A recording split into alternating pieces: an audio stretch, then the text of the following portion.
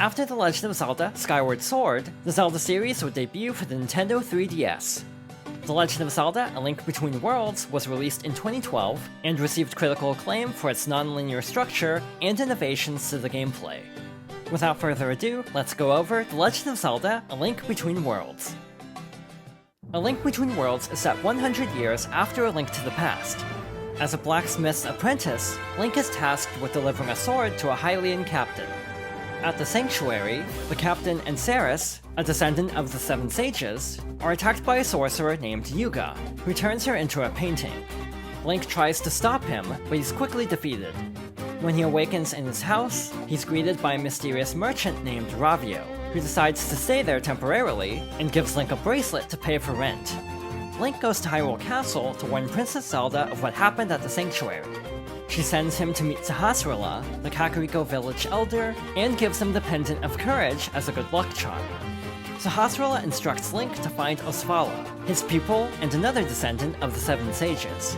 When Link catches up to him, Osvala's also turned into a painting. After a brief fight with Yuga, Link is sealed into a wall, but Ravio's bracelet allows him to escape. As he meets with Sahasrahla again, Yuga puts a barrier around Hyrule Castle. Link has to find 2 more pendants in order to obtain the Master Sword and breach the barrier. After entering Hyrule Castle, Link arrives as Zelda is turned into a painting. Yuga escapes with Zelda to an alternate world called Lorule, where he resurrects Ganon and merges with him. Link is overpowered by Yuga, but Hilda, the princess of Lorule, intervenes and teleports him to safety. In order to stop Yuga and save both worlds, Link sets out to rescue the Seven Sages, who are sealed in paintings throughout Lorule. The presentation in A Link Between Worlds is solid. The visuals are impressive for the hardware, with decent character and environmental designs, and clever usage of the handheld's 3D effect. The soundtrack is superb, with a combination of remixes from A Link to the Past and new songs.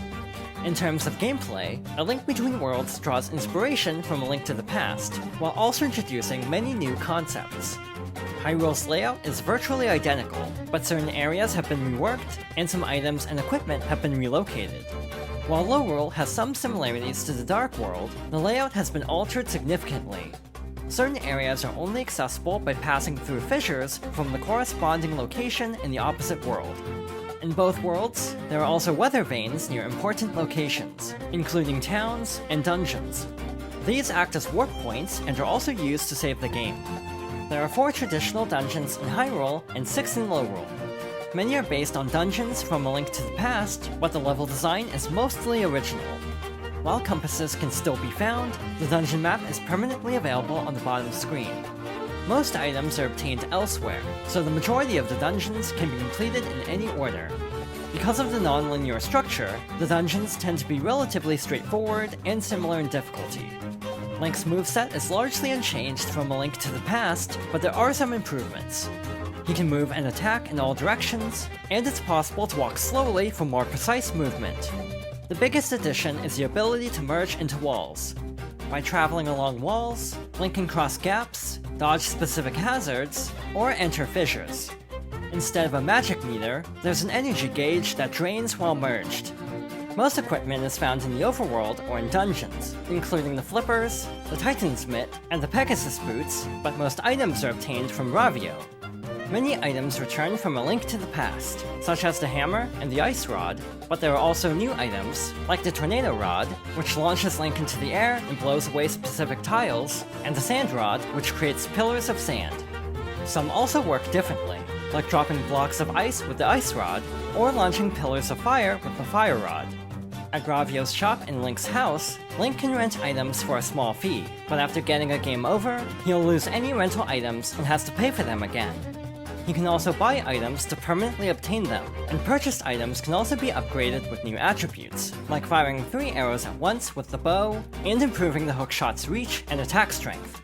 Aside from some, like the lamp, using most items also drains the energy gauge.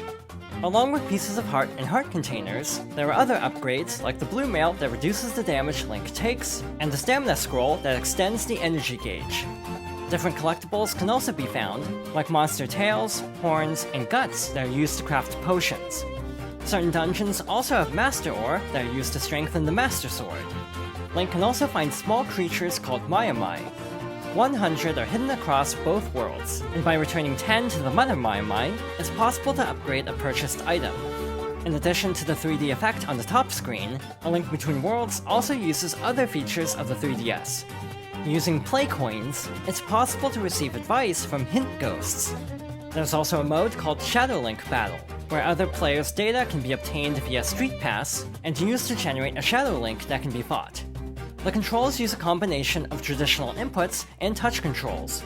The A button is used to interact with characters or objects and merge into walls, and the B button swings the sword. The Pegasus boots and the shield are permanently tied to the L and R buttons respectively, and items can be equipped to the X and Y buttons. The circle pad is used for movement, and the D-pad is used to pan the camera. Map information is displayed on the bottom screen, and it's possible to scroll, zoom, or place pins using touch inputs. The touchscreen is also used to access a quick equip menu for items, and ring a bell to warp to weather vanes. After finishing the game once, Hero Mode is unlocked. Unlike in the previous games, Link takes 4 times as much damage, but recovery hearts can still be found. Ravio's diary can also be found in Lowroll. While I really enjoy A Link Between Worlds, the changes to the overworld structure are a bit flawed. Because almost every item can be obtained near the start of the game, the sense of discovery is lessened, especially in dungeons. Outside of occasional difficulty spikes, the dungeons are also relatively easy, since most are designed to be completed in any order. Overall, The Legend of Zelda: A Link Between Worlds is one of my favorite 2D Zelda games. As someone with little nostalgia for A Link to the Past, I think it manages to improve upon many aspects of its predecessor, while also innovating upon the traditional world structure. I also prefer the story and setting because of the new characters and Lowroll's history. I highly recommend A Link Between Worlds both as a sequel to A Link to the Past and as an excellent game on its own merits.